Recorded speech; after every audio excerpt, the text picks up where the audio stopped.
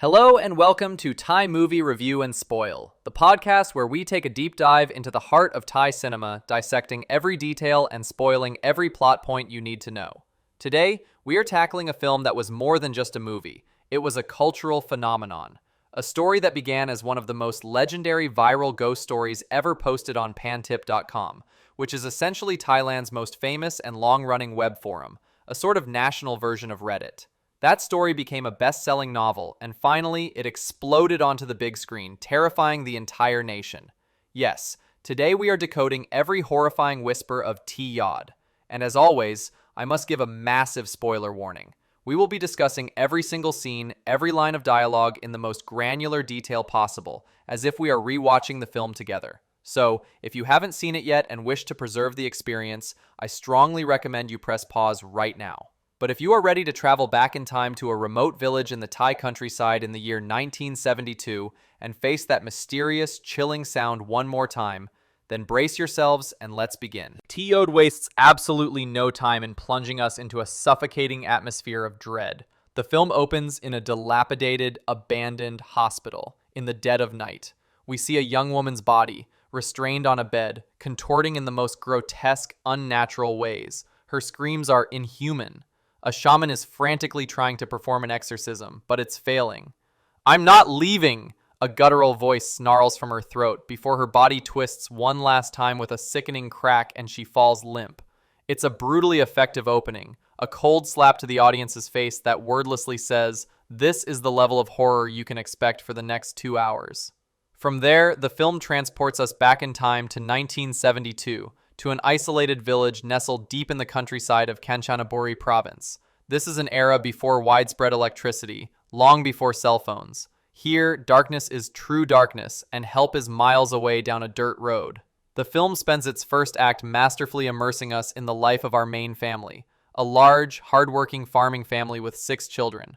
There's the stern, stoic father, the kind and loving mother, and their children, including the eldest son, Yak, who has left home to be a soldier, the responsible eldest daughter, Yard, who acts as a second mother to her siblings, the twin boys, Yos and Yi, the bright and cheerful 5th child, Yam, and the youngest son, Yod. We see their simple, warm daily life. The kids help on the farm, they all gather for dinner together. It's an idyllic portrait of a rural Thai family from that era. The film deliberately makes us connect with and care for the character of Yam.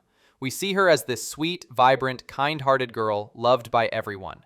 And this, of course, is a cruel but effective setup, because the film is about to systematically strip all of that life and light away from her. The nightmare begins on an otherwise ordinary afternoon. On their way home from school, the 3 sisters, Yard, Yam, and Yi, are walking their usual path through the fields and dense woods. The evening sun is setting, and the atmosphere is growing cool and eerie.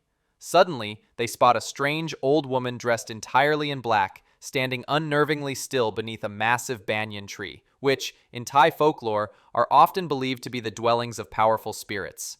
The woman doesn't say a word, but her gaze is chillingly cold and lifeless. And in that moment, they hear a sound unlike anything they've ever heard before. A strange, mournful chant that doesn't sound like any human language. It sounds like a repeating phrase, T-Yod, T-Yod. The sound seems to come from nowhere and everywhere at once, carried on the wind. It's so deeply unsettling that the 3 girls break into a run, not stopping until they get home. It is after that day that Yam begins the change. It starts subtly, a minor sickness. She complains of stomach pains, she feels weak and tired. Her parents assume it's a simple fever, but then her behavior starts to shift. The once cheerful Yam becomes quiet and withdrawn, secluding herself in her dark room, sometimes whispering to herself. Most alarmingly, she starts refusing to eat the food her mother cooks, but is later found secretly eating raw meat and uncooked offal from the kitchen.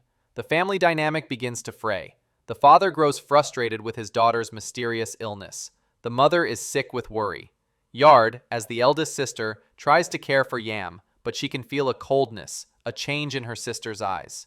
It's as if the person in that room is no longer the Yam she grew up with.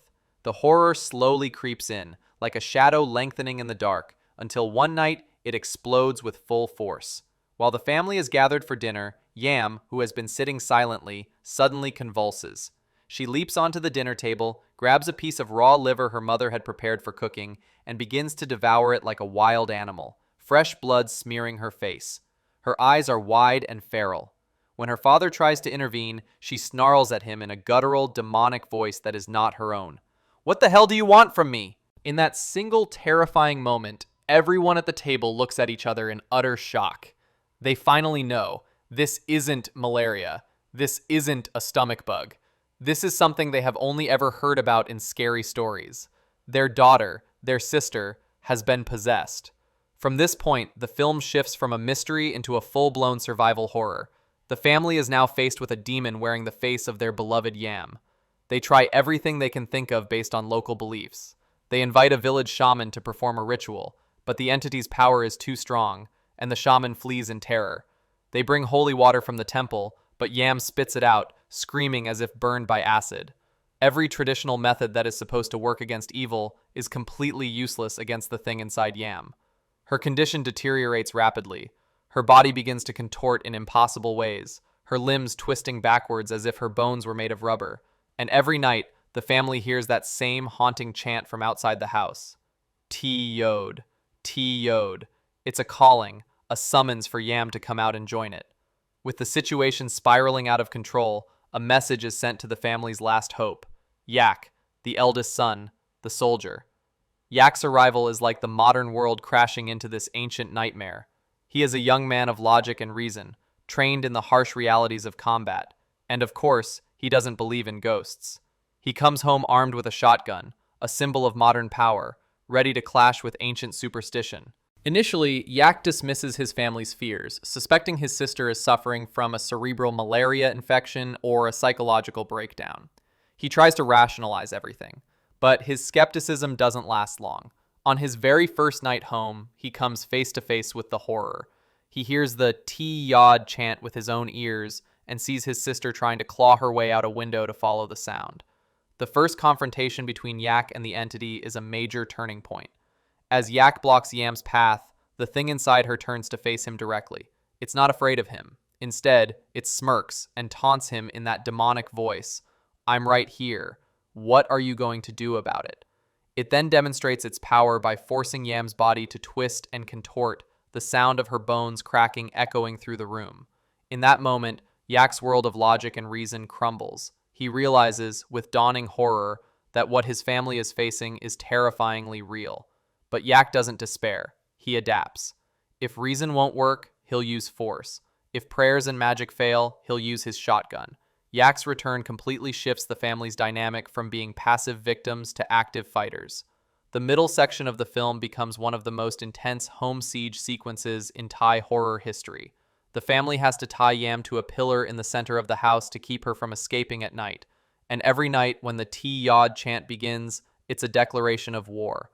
They face visitations from the entity, sometimes as the woman in black standing at the edge of their property in the darkness, sometimes just as a disembodied voice that mocks and terrorizes them. The old wooden house, once a place of safety, has become a battlefield. The deafening blast of Yak's shotgun in the dead of night is the only thing that proves this family has not given up. But it only offers a temporary reprieve. When the sun rises, the nightmare begins again. Yam's condition is the most heartbreaking part. Her body grows frail and emaciated, yet she possesses a terrifying supernatural strength. There are brief, lucid moments where the real Yam seems to surface, crying and begging her siblings for help, only to be violently pulled back under by the demon. It's a form of psychological torture for the family, especially Yard, who has to feed and clean a sister who is constantly trying to kill her. Realizing that Yam will die if they stay, Yak makes the riskiest decision of all. They must break the siege and escape the village to get Yam to a modern hospital. But this journey means leaving the relative safety of their home and driving straight through the heart of the entity's territory in the dead of night. The climax of the film is a terrifying, high-octane chase sequence. The demon inside Yam unleashes its full power in the back of the family's old pickup truck, attacking everyone, trying to cause a crash. Yak has to drive for their lives while simultaneously fighting off his possessed sister. The struggle eventually leads them to the place where it all began, the abandoned shrine under the giant banyan tree, the entity's lair, where the final confrontation takes place. Yak uses the last of his shotgun shells on the manifesting spirit of the woman in black, while his mother and Yard recite the last prayers they can remember. It's an all-or-nothing final stand. And in that moment, Yam's body arches back and lets out a final piercing scream as a torrent of thick black smoke pours from her mouth and dissipates into the night. Silence falls. Yam collapses, her body her own again. They've won. The film seems to end on a hopeful note. We see the family back together, Yam slowly recovering, the smiles finally returning to their faces. But in the very last scene, as Yak is preparing to return to his army base, he stops. His head tilts. He hears a familiar sound carried on the wind. It wasn't over. All they did was evict the entity from Yam's body. The evil itself is still out there. It hasn't been destroyed. T-Yod leaves its audience with a profound sense of unease, a chilling reminder that this was just the first battle, not the end of the war. The real nightmare might just be waiting. Ultimately, T-Yod is more than just a terrifying ghost story. It's a powerful film about the strength of family. The core of the movie isn't just about fighting a ghost. It's about siblings who refuse to abandon one another. A family that risks everything to pull one of their own back from the brink of damnation. That love and unity is the most powerful weapon they have against an unknowable evil. And it's that human element that made T-Yod a true phenomenon. And that is the entire horrifying story of the first T-Yod, broken down in all its gruesome detail. What do you think the chant T-Yod actually means? And what was the scariest moment for you? Feel free to share your thoughts in the comments. That's all the time we have for today. Thank you for listening to Thai Movie Review and Spoil, and until next time, goodbye. Thank you for listening to Thai Movie Review and Spoil. This was a heavy one, a story that leaves you with a lot to think about. What are your thoughts on the film? Which scene has stayed with you all these years? Feel free to share your thoughts in the comments. That's all the time we have for today. Until next time, goodbye.